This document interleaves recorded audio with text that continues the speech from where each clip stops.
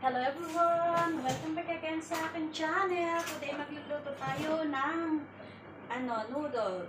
Noodles ang lulutuin natin ngayon.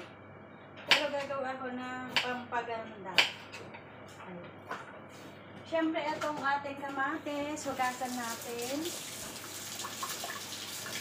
At babalatan ko itong kamatis.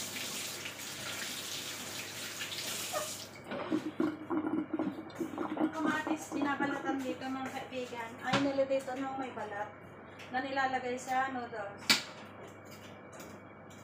Pwedeng peeler, pero pag hindi kaya ng peeler, kutsilyo na lang. Tamad na ako mag-boil ng tubig guys. Mas mabilis ito kaysa yung mag-boil ako ng tubig. Kaya huwag kang mag-alala. Dahil madali lang naman magbalat ng kamatis. Yan. Madali lang kasi itong gagawin ko noodles, kaya hindi naman minamadali ito. Kasi pag niluto mo lang mas maaga yung noodles, magiging malabsa ang noodles. Kaya tinama ko lang 15 minutes. Darating na sila. Noodles lang naman guys, at saka itong gulay.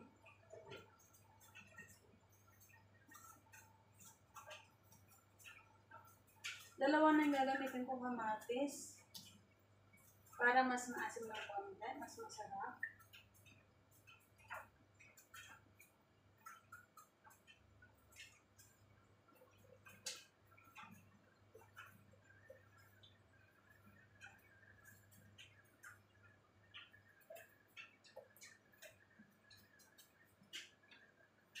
Yan. Kuhain natin.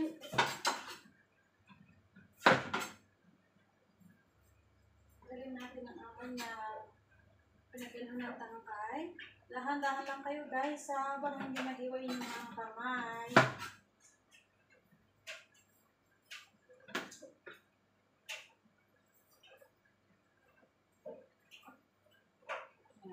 Mainit ng ating kawali. Lagyan ko na yan ng mantika. Kasi igigisa natin ang ating mantika. Konti lang yung mantika ko ha. Kuhain ko to. Ganito lang ako mag-iwa ng kamatis. Kita niyo ba yung ginagawa ko? Kuhain natin ito ng maliliit.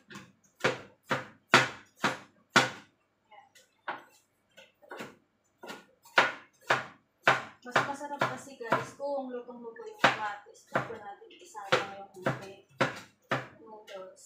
Okay na yan. Mag-iwa na tayo ng ating sibuyas. Hugasan ko muna. Maliit yung sibuyas namin. Pero pwede na rin. Mabango kasi pag may sibuyas. Ang bawang natin sa dalit. Pangit yung sibuyas. Sira na ito.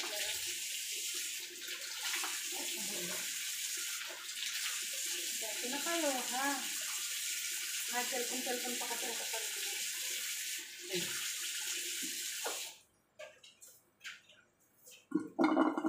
Maliliit na sibuyas.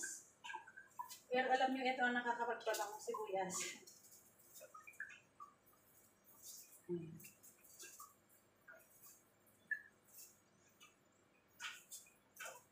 Natatanggalin ko itong carrots dito dahil natin natin yan mamaya. Ayan. Isa na natin ang ating sibuyas. Kuwain ko na rin.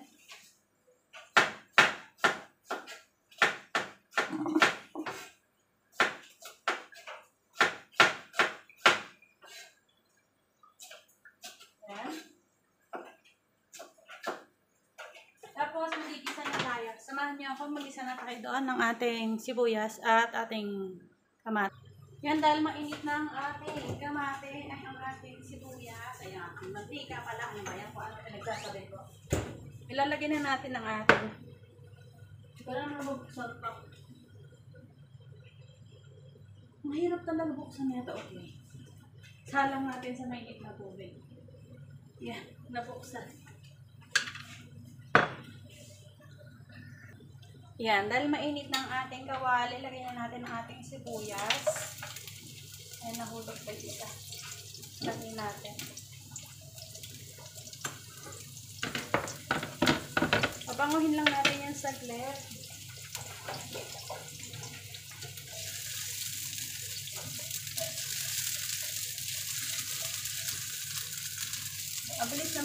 lumango. Lalagyan na natin ang ating konting bawang. Konti lang. Ito nadurog na to. Ito yung ginawa ko na preserve na bawang. Mas masarap na siya at mas malasa. Yan. Lagyan na rin natin ang ating kamatis. Kita nyo ba?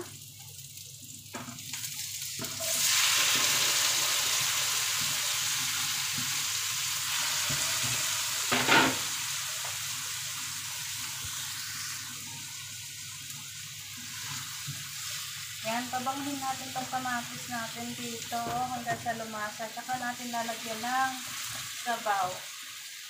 Okay? Ganyan lang yan. Ngayon, gawain naman natin ang ating gulay. Dito lang muna yan.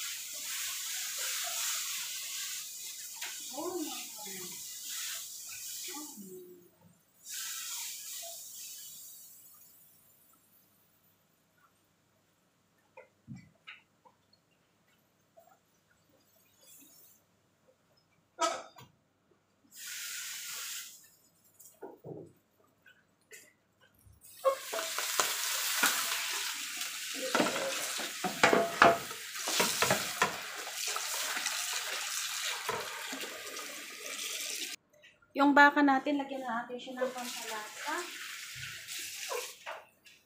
Lagyan natin dito ng toyo.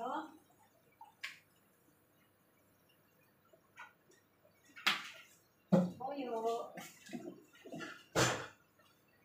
Cornstarch. Ilang.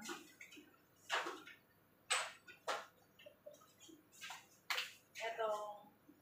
Chicken powder. Kunti lang din. White pepper.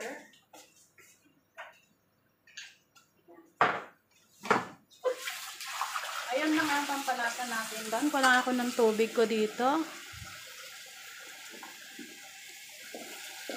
Ito na yung sauce natin sa tubig. Sa ano? Yan. Talagyan na natin ito ng pampalasa.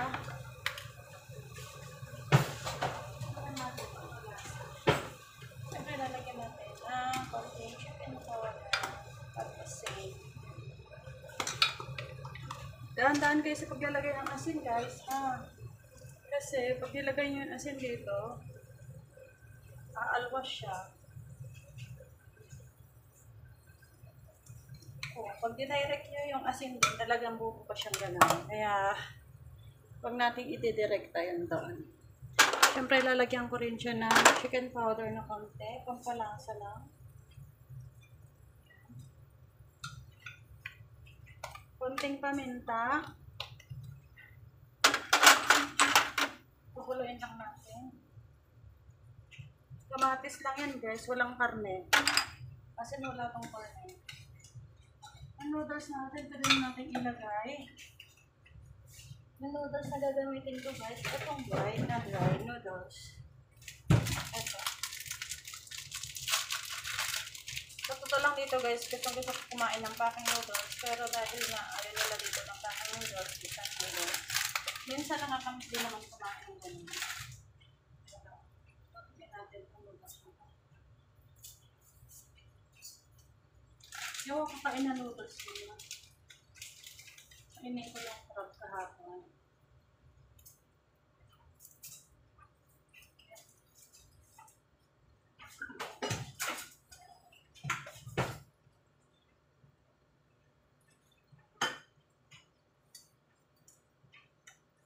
Itong noodles na ito madali lang maluto. Kasi para siyang sotanghon.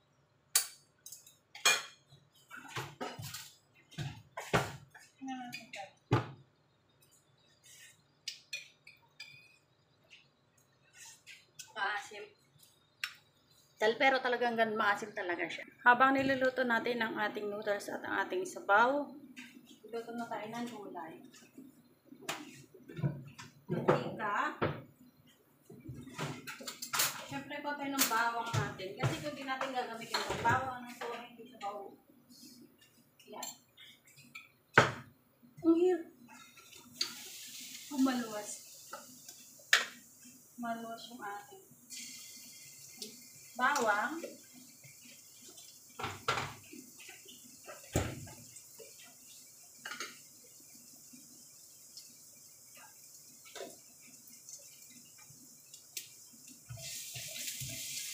Siyempre ang ating mushroom.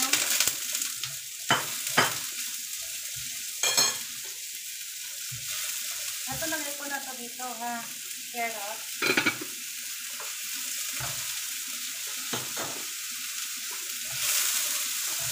Oh, nahulog.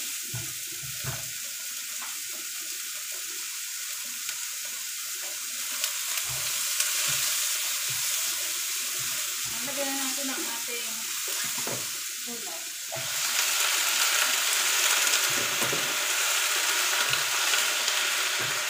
Wala pa naman sila. I-grind ko na itong aking noodles.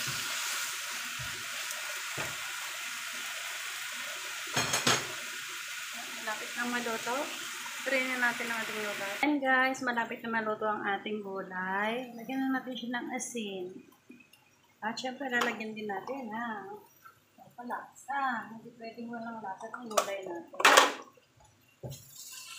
Bigyan ko ng konting tubig. Kasi gusto na amo ko, medyo may malambot ng konti. Ayaw nila dito ng dry na gulay. Yan. Lutuin lang natin. Huwag na natin takpan. Kasi pag tinakpan natin ito, mag-yellow yung dahon. Hindi ko yung tinatakpan. Lagyan ko ng konting asukal. Hindi ko na maglalagay ng chicken powder dito. Kung asukal lang. Dahil wala pa sila, hindi ko po pwedeng ilagay yung ating noodles, yung ating kuwan. At ito na yung ating sabaw kanina. Wala pa sila, kaya hindi ko pwedeng ilagay yung ating noodles kasi malalabsa lang siya. Ayan, ilagay na natin ang ating baka.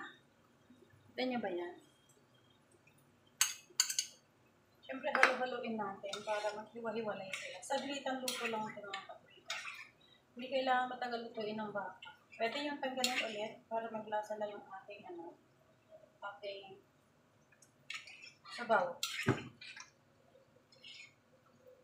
Hindi ko na yung pinakuluan, hindi ko na yung ginisa para mas masarap siya, mas lasa nyo yung baka talaga. Anyway guys, thank you so much for watching. Sana nagustuhan yung ating palabas today. Bye! See you next time!